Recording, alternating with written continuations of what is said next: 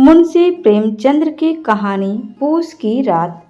दोस्तों, वीडियो में आगे बढ़ने से पहले अगर आप इस चैनल पर नए हैं तो प्लीज़ इसे लाइक शेयर सब्सक्राइब जरूर करें और वीडियो पसंद नहीं आए तो डिसलाइक भी कर सकते हैं। इससे पहले वाले वीडियो को आप लोगों ने अपना बहुत सारा प्यार दिया है, उसके लिए धन्यवाद। हमें उम्मीद है कि आप लोग इस वीडियो को भी अपना बहुत सारा प्यार देंगे। आइए चलते हैं वीडियो में। हल्कू ने आकर स्त्री से कहा, सहना आया है, लाओ, जो रुपये रखे हैं उसे दे दूं, किसी तरह गला तो छूटे। मुन्नी झाड़ू लगा रही थी, पीछे फिरकर बोली, 3 ही रुपये हैं, दे दोगे तो कंबल कहाँ से आवेगा, माघ पूस की रात हार में कैसे कटेगी। उससे कह दो फसल पर दे देंगे, अभी नहीं। हल्कू एक क्षण अनिश्चित दशा में खड़ा रहा। पूस सिर पर आ गया, कंबल के बिना हार में रात को वह किसी तरह सो नहीं सकता।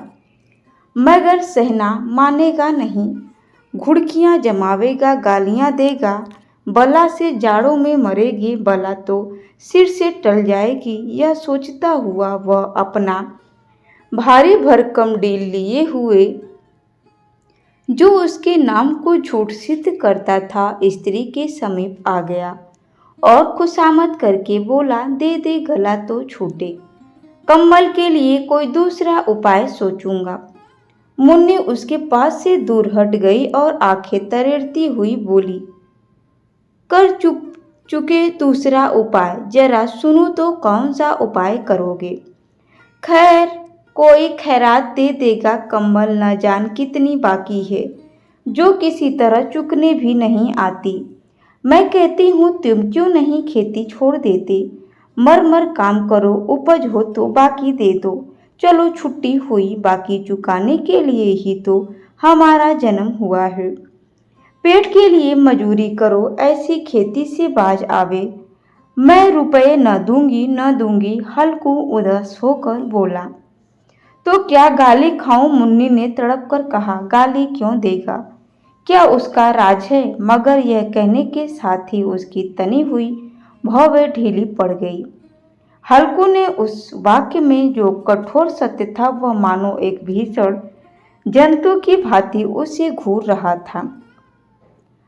उसने जाकर आले पर से रुपये निकले और लाकर हल्कू के हाथ पर रख दिए। फिर बोली, तुम छोड़ दो अब की से खेती, मजूरी में सुख की एक रोटी तो खाने को मिलेगी, किसी की भी धौंस तो न रहेगी। अच्छी खेती है, मजूरी करके लाओ, वह भी उसी में झोंक दो, उस पर धौंस। हल्कू न रुपए लिए और उस तरह बाहर चला, मानो अपना हृदय निकाल कर देने जा रहा हो। उसने मजूरी से 1 पैसा काट काट कर 3 रुपए कंबल के लिए जमा किए थे, वह आज निकले जा रहे हैं। एक एक पग के साथ उसका मस्तक पानी दीनता के साथ भार से दबा जा रहा था। पूस की अंधेरी रात, आकाश पर तारे भी ठिठुरते हुए मालूम होते थे। हल्कू अपने खेत के किनारे ओक के पत्तों की एक छतरी के नीचे बांस के खटाले पर अपनी पुरानी गाढ़े की चादर ओढ़े पड़ा काँप रहा था। खाट के नीचे उसका संगी कुत्ता जबरा पेट में मुंह डाले सर्दी से कूं कूं कर रहा था। 2 में से एक को भी नींद नहीं आ रही थी। हल्कू ने घुटनियों को गर्दन में चिपकाते हुए कहा, क्यों जबरा, जाड़ लगता है। कहता तो था घर पे पुआल पर लेट रहा, तो यहाँ क्या लेने आए थे। अब खाओ ठंड, मैं क्या करूँ। जानते थे मैं यहाँ हलवा पूड़ी खाने आ रहा हूँ। दौड़े दौड़े आगे आगे चले आए। अब रो नानी के नाम को। जबरा ने पड़े पड़े दुम हिलाई और अपने कुकू को दीर्घ बनता हुआ कहा, कल से मत आना मेरे साथ, नहीं तो ठंडे हो जाओगे। राड छुपौचा न जाने कहाँ से बरस लिए आ पड़ी रही है।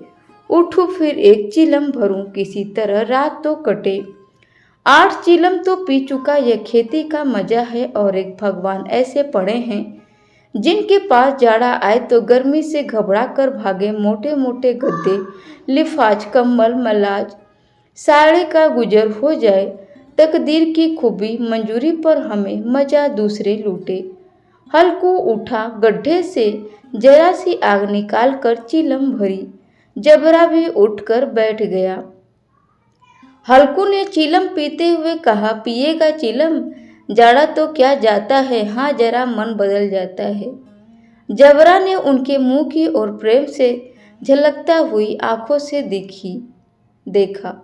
हल्कू, आज और जाड़ा खा ले, कल से मैं यहाँ पुआल बिछा दूंगा, उसी में घुसकर बैठना, तब जाड़ न लगेगा। जबरा ने अपने पंजे को उसकी घुटनियों पर रख दिए और उसके मुंह के पास अपना मुंह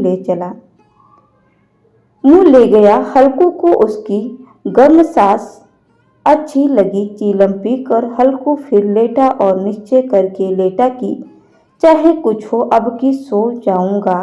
पर एक ही क्षण में उसके हृदय में कंपन होने लगा। कभी इस करवट लेटता, कभी उस करवट पर। जाड़ा किसी पिशाच की भांति उसकी छाती को दबाए हुए था। जब किसी तरह न रहा गया तो उसने जबरा को धीरे से उठाया और उसके सिर को थपथपाकर उसे अपनी गोद में सुला लिया। कुत्ते की देह से जाने जैसी दुर्गंध आ रही थी, पर वह उसे अपनी गोद में चिपकाए हुए ऐसे सुख का अनुभव कर रहा था जो इधर महीनों से उसे न मिला था। जबरा शायद यह समझ रहा था कि स्वर्ग यही है, और हल्कू की पवित्र आत्मा में जो उस कुत्ते के प्रति घृणा की गंध तक न थी, अपने किसी अभिन्न मित्र या भाई को भी वह इतनी ही तत्परता से गले लगाता। वह अपनी दीनता से आहत न था जिसने आज उसे इस दशा को पहुंचा दिया, न ही इस अनोखी मैत्री ने जैसे उसकी आत्मा के सब द्वार खोल दिए थे और उनका एक एक अणु प्रकाश से चमक रहा था। सहसा जबरा ने किसी जानवर की आहट पाई। इस विशेष आत्मीयता ने उसमें एक नई स्फूर्ति पैदा कर दी थी। जो हवा के ठंडे झोंकों को तुच्छ समझती थी, वह झटपट कर उठा और छपरी से बाहर आकर भूखने लगा। हल्कू ने उसे कई बार चुमकार कर बुलाया, पर वह उसके पास न आया। हार में चारों तरफ दौड़ दौड़ कर भूखता रहा। एक क्षण के लिए आ भी जाता तो तुरंत ही फिर दौड़ता। कर्तव्य उसके हृदय में अरमान की भांति ही उछल रहा था। एक घंटा और गुजर गया। रात ने शीत को हवा से धधकाना शुरू किया। हल्कू उठ बैठा और दोनों घुटनों को छाती से मिलाकर सिर को उसमें छिपा लिया। फिर भी ठंड कम न हुई। ऐसा जान पड़ता था सारा रक्त जम गया है, धमनियों में रक्त की जगह भीम बह रही है। उसने झुककर आकाश की ओर देखा। अभी कितनी रात बाकी है? सप्तर्षि सभी आकाश में आधे भी नहीं चढ़े। ऊपर आ जाएंगे तब कहीं सवेरा होगा। अभी पहर से ऊपर रात है। हल्कू के खेत से कोई एक गोली के टप्पे टप्पे पर आमों का एक बाग था। पतझड़ शुरू हो गई थी कि बाग में पत्तियों की ढेर लगा हुआ था। हल्कू ने सोचा चलकर पत्तियां बटोरूं और उन्हें जलाकर खूब तापूं। रात को कोई मुझे पत्तियां बटारते देख तो समझे कोई भूत है, कौन जाने कोई जानवर ही छिपा बैठा हो। मगर हम तो बैठे नहीं रह जाते।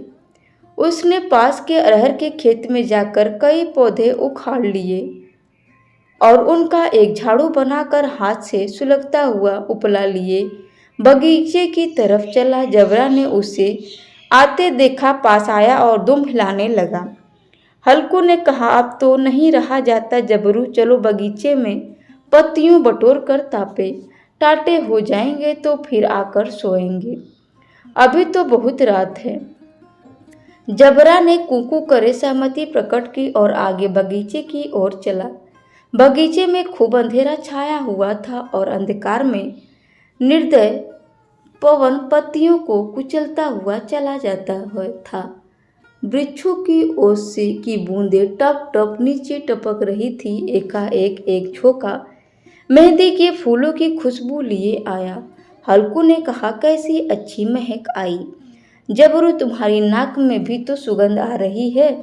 जबरा को कहीं जमीन पर एक खड्डी पड़ी मिल गई थी, उसे चिचोर रहा था। हल्कू ने आग जमीन पर रख दी और पत्तियां बठारने लगा। जरा देर में पत्तियों का ढेर लग गया था। हाथ छिठुरे जाते थे, नंगे पांव गले जाते थे और वह पत्तियों का पहाड़ खड़ा कर रहा था। इसी अलाव में वह ठंड को जलाकर भस्म कर देता। थोड़ी देर में अलाव जल उठा। उसकी लौ ऊपर वाले वृक्ष की पत्तियों को छू छू कर भागने लगी। उस अस्थिर प्रकाश में बगीचे के विशाल वृक्ष ऐसे मालूम होते थे मानो उस अथाह संसार को, अंधकार को अपने सिरों पर संभालते हुए हो। अंधकार के उस अनंत सागर में यह प्रकाश एक नौका के समान हिलता मचलता हुआ जान पड़ता था। हल्कू अलाव के सामने बैठा आग ताप रहा था। एक क्षण में उसने दोपहर उतार कर बगल में दबा दी, दोनों पांव फैला दिए मानो ठंड को ललकार कर कहा हो, तेरे ही में आए सोकर। ठंड की असीम शक्ति पर विजय पाकर वह विजय गर्व को हृदय में छिपा न सकता था। उसने जबरा से कहा, क्यों जब्बर, अब ठंड नहीं लग रही है? जब्बर ने कूकू करके मानो कहा, अब क्या ठंड लगती ही रहेगी? पहले से यह उपाय न सूझा, इतनी ठंड ही क्यों खाते? जब्बर ने पूछ हिलाई। अच्छा आओ, इस अलाव को कूद कर पार कर देखे कौन निकल जाता है। अगर जल गए तो मैं दवा न करूँगा। जब्बर ने उस अग्निराशि की ओर कातर नेत्रों से देखा। मुन्नी से कल न कह देना, नहीं लड़ाई करेगी। यह कहता हुआ वह उछाल और उस अलाव से ऊपर से सांप निकल गया। पैरों में जरा लपक लगी पर वह कोई बात न थी। जबरा आग के गिर्द घूमकर उसके पास आ खड़ा हुआ। हल्कू ने कहा, चलो चलो, इसकी सही नहीं, ऊपर से कूद कर आओ। वह फिर कूदा और अलाव के इस पार आ गया। पत्तियां जल चुकी थी। बगीचे में फिर अंधेरा छा गया। राख के नीचे कुछ कुछ आग बाकी थी, जो हवा का झोंका पा जाने पर जरा आग उठती थी, पर एक क्षण में फिर आंखें बंद कर लेती थी। हल्कू ने फिर चादर ओढ़ ली और गर्म राख के पास बैठा हुआ एक गीत गुनगुनाने लगा। उसके बदन में गर्मी आ गई थी, पर ज्यों ज्यों शीत बढ़ती जाती थी उसे आलस से दबाए लेता था। जबरा जोर से भूख कर खेत की ओर भागा। हल्कू को ऐसा मालूम हुआ कि जानवरों का एक झुंड खेत में आ गया है।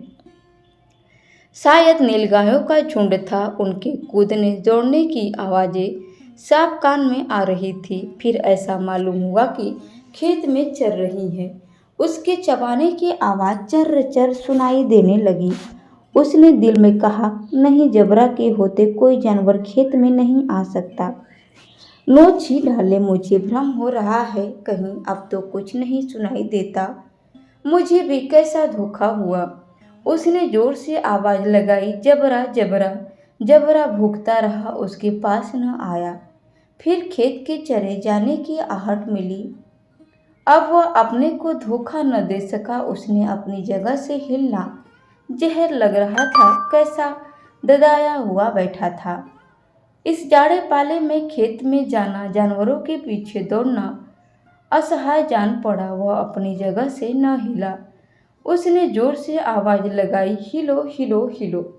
जबरा फिर भूखा उठा। जानवर खेत चर रहे थे। फसल तैयार है, कैसी अच्छी खेती है, पर ये दुष्ट जानवर उसका सर्वनाश किए डालते हैं।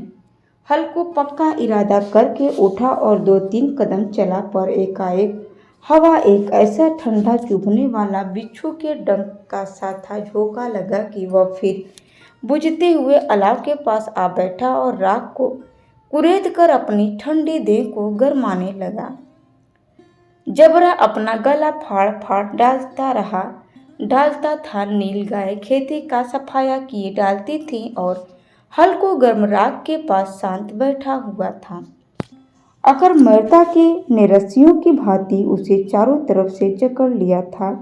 उसी राख के फर्श पर जमीन पर वही चादर ओढ़कर सो गया। सवेरे जब उसकी नींद खुली तब चारों तरफ धूप फैली हुई थी और मुन्नी की रही थी कि क्या आज सोते ही रहोगे? तुम यहाँ आकर रम गए और उधर सारा खेत चौपट हो गया। हल्कू न उठकर कहा, क्या तू खेत से होकर आ रही है?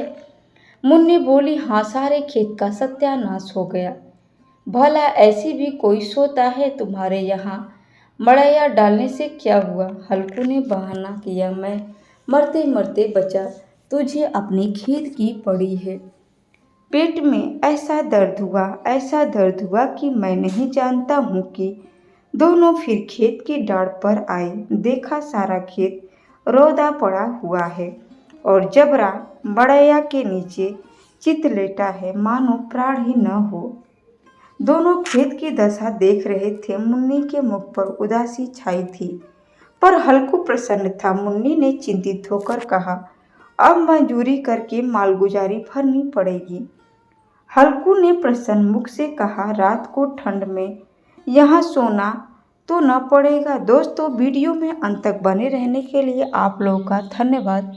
वीडियो कैसी लगी एक प्यारा सा कमेंट करके ज़रूर बताएं। Thanks for watching my video. धन्यवाद।